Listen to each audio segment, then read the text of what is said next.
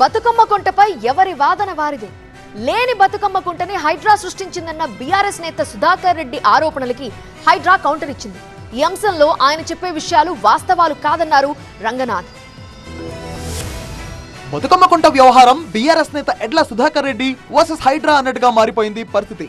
తన 7 ఎకరాల స్థలాన్ని ఆక్రమించి లేని బతుకమ్మ కుంటను హైడ్రా క్రియేట్ చేస్తుందని కొద్ది రోజుల క్రితం ఆరోపించారు సుధాకర్ రెడ్డి.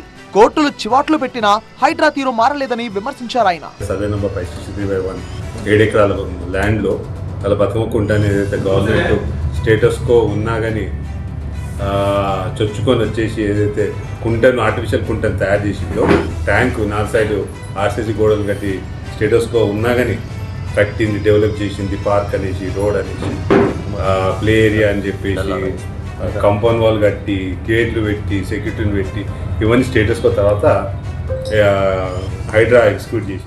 ఈ అంశంపై ఎడ్ల సుధాకర్ రెడ్డి చేసిన ఆరోపణలకు హైడ్రా కమిషనర్ రంగనాథ్ తప్పుపట్టారు. ఆయన దగ్గర కేవలం 1986 నాటి అన్ రిజిస్టర్డ్ సేల్ అగ్రిమెంట్ మాత్రమే ఉందన్నారు. నిబంధనల ప్రకారం రిజిస్టర్డ్ అగ్రిమెంట్ ఉంటేనే భూమిపై హక్కు చెల్లుబాటు అవుతుందన్నారు. డివిజన్ బెంచ్ ఆదేశాల మేరకు అక్కడున్న బోర్డులు, నిర్మాణాలను హైడ్రా ఇప్పటికే తొలగించిందని తెలిపారు.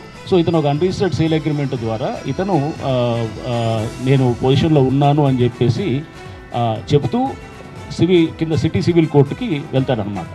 ఎక్కడ కూడా ఇతను టైటిల్ మీద వెళ్ళడు, ఎందుకంటే టైటిల్ అతనికి ఎట్లానో రాదు.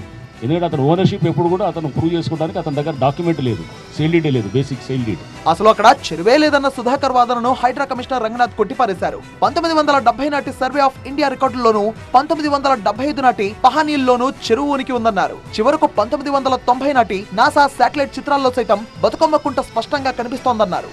అతనే స్పష్టంగా వేల లారీలతో చేసి 30 లక్షలు ఖర్చు పెట్టాను 2003లో అని చెప్పి కూడా అతను చెప్తాడనమాట.